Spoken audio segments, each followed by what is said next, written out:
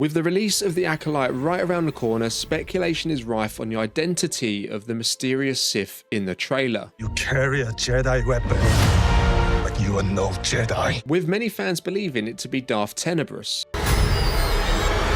However, he wasn't the only powerful dark side force user active during this time period. So fasten your seatbelts as we explore the history of the dark side whilst unraveling the clues to a possible connection to arguably the most mysterious group in recent Star Wars history, the Knights of Ren. Before we jump in, remember to give the video a thumbs up if you enjoy it, and of course subscribe to the channel if you want to catch more. Now with all that out of the way, let's get into it.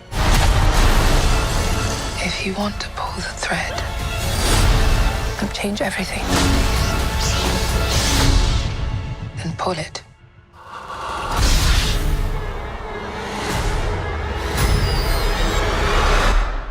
What are you? With the release of the Acolyte only weeks away, the Star Wars community is buzzing with anticipation and a touch of concern. Set a century before The Phantom Menace, this series promises to shed light on the Sith's rise to power, casting them as the protagonists against the Jedi, which is something you don't see all too often in Star Wars movies and TV shows. Now, fans are debating, does this contradict the lore?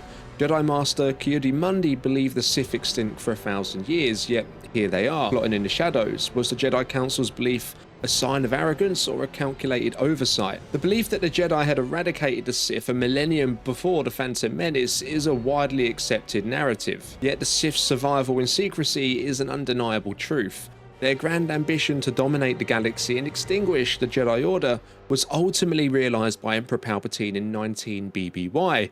Now, this intricate scheme was not the product of a moment's inspiration, but a culmination of a millennium's worth of meticulous plotting.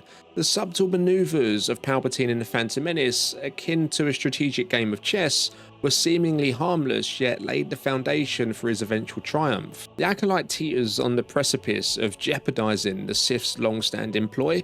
The enigmatic Sith Lord featured in the series trailer remains shrouded in mystery, with her ultimate intentions yet to be revealed. The presence of the Sith in the series threatens to unravel their grand design of galactic conquest and the annihilation of the Jedi. While the series reveals the targeted killings of members of the Order, such tactics appear to be a suboptimal approach to eradicating the Jedi from the galaxy, particularly when secrecy is paramount. The Acolyte's narrative promises to probe these complexities, potentially reshaping our perception of the dark side's plans.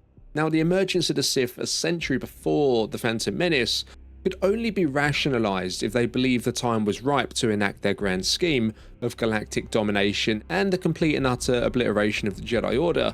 An early revelation of their existence would be illogical, in my opinion, unless it's to be interpreted as a premature, ill-fated endeavour. Should the Sith have deemed their strategy sufficiently robust to achieve their objectives, postponing their coup for another 100 years would have been pointless. This narrative thread in the Acolyte may unravel the Sith's motivations, offering a glimpse into their brave yet likely flawed early plans. Now, if you've been following my recent videos, you'll be aware that despite the enigmatic aura surrounding the show, I'm convinced it's not as Sith-centric as advertised. Instead, dark side seems more apt. A sentiment echoed by the latest marketing strategies. Now, my theory is the narrative doesn't revolve around a Sith acolyte, but an acolyte from the Coven of Witches, showcased in the trailer, deeply rooted in the dark side themselves. While I do anticipate some kind of appearance from the Sith in the show, it is kind of inevitable in a tale drenched in the dark side. I suspect they won't be our primary foes, they're merely catalysts in a grand scheme. Now, in a previous video I speculated that the enigmatic red lightsaber wielding figure could be Darth Tenebrous, Darth Plagueis' mentor, drawing from the now non-canon Star Wars legends, and although Tenebrous might still emerge from behind the mask or influence the storyline, there are other fascinating possibilities we need to consider. Hints scattered throughout the narrative suggest that the Acolyte is drawing from a broader canvas than just the expanded universe, potentially weaving threads that connect to the Star Wars sequel trilogy.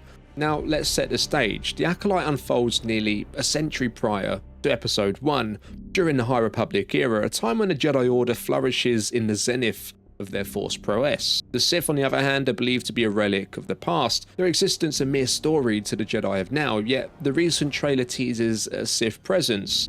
challenging the notion of their extinction. Up until now, speculation about the Acolyte's Sith element has been anchored to the lore established by Lucas's prequel trilogy.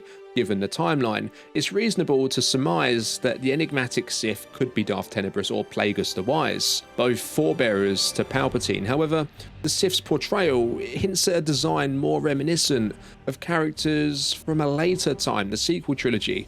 It appears Disney may be crafting a bridge here between the earliest live-action Star Wars narrative and its most recent cinematic chapters, enriching the backstory of one of the most enigmatic dark side entities to captivate our imaginations. So upon closer inspection, the Sith character in the Acolyte bears a remarkable similarity to Kylo Ren. Their helmets share a distinct design, complete with a shikaro, a traditional samurai neck guard around the back. While Kylo Ren's helmet features a pronounced eye shield, the Sith's helmet in the Acolyte opts for a sleek featureless face with a subtle eye slit. Now that actually mirrors the aesthetic of the Knights of Ren masks.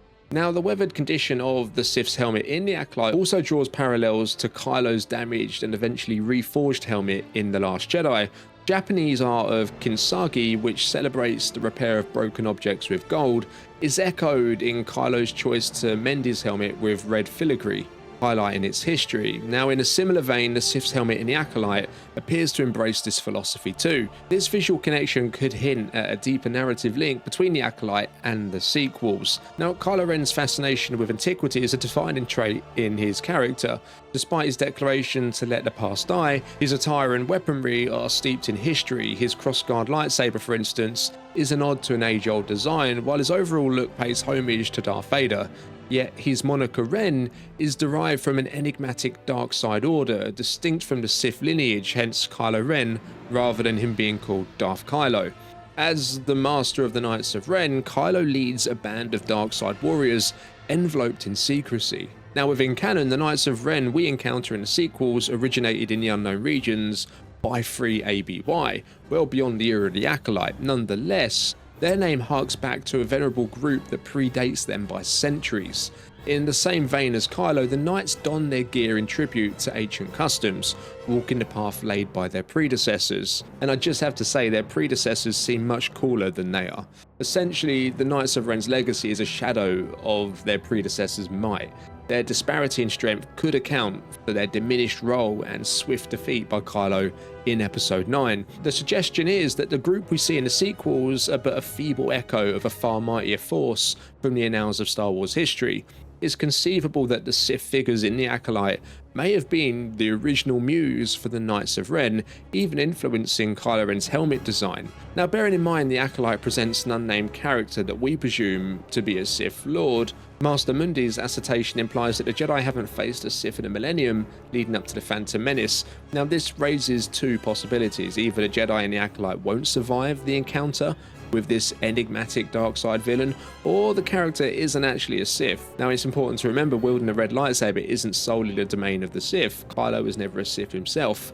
Perhaps the antagonist in the Acolyte is one of the fabled Knights of Ren, if not Ren himself. Now, this individual might have sparked or even initiated the legend that echoes into the sequels. Such a revelation would maintain the Jedi's belief in the Sith's extinction, with us, the fans, mistaking this figure for a member of a different dark side faction. Now, as we unravel the mysteries of the Acolyte, we may actually find the origins of legends from the sequels that have long intrigued us. The title of Ren evolved into a mantle within the Knight's Order, rooted in the legacy of an enigmatic figure simply known as Ren. Yet the origins of the original Ren largely remain untold. By 3 ABY, an imposter had seized the title, leading the Knights until Kylo vanquished him to claim the role of Master. Long before this confrontation, the true Ren cast a long shadow as a formidable dark side entity, whose influence endured through the ages. It's plausible that the Acolyte's unnamed adversary could be this very being, the first Ren, whose power and legacy laid the foundation for the Knight's centuries-spanning saga. So what do you think? Is this mysterious masked villain seen in a trailer a Sith? Or do they belong to another long-lost dark side faction? Perhaps they could actually be the first Ren. Drop your thoughts, theories, and wilder speculations down in the comments below. Leave a thumbs up on the video if you enjoyed it. Subscribe to the channel if you want to catch more. I'll see you in the next one. May the Force be with you.